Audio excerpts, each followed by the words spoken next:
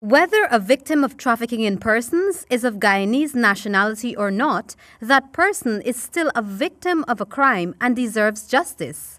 If that person is a native of another country, then that person would need to return home, and that's the responsibility of the state, says head of the Social Protection Ministry's Counter-TIP unit, Tanisha Williams-Corbin. The fact is that there are some people that don't live in Guyana that were brought in. Who takes care of sending them back home financially? Okay, great. So the Combating the Trafficking in Persons Act does not discriminate.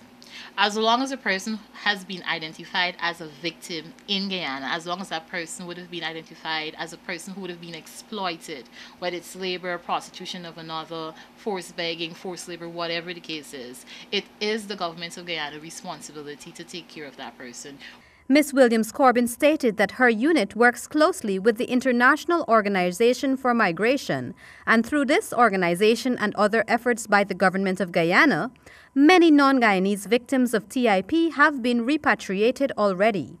She says that based on recommendations from the U.S., there will be more infrastructural developments implemented in Guyana to do more for TIP victims of all ages. Can you tell me a little bit more about recommendations from the U.S. 2017 reports? The Honorable Minister Ali identified another space that can be used as another transitional shelter, which is also outside of the capital. So we are very excited for this. And this space that we're talking about can hold at minimum 40 persons. It has the capacity to hold more persons.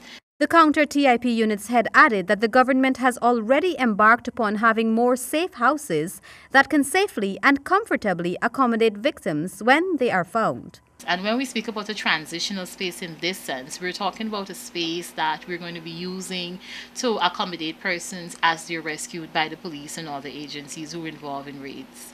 Because we have found that there is need for that.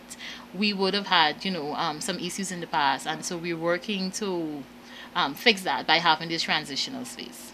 Reporting for HGP Nightly News, I am Kristen McLingham.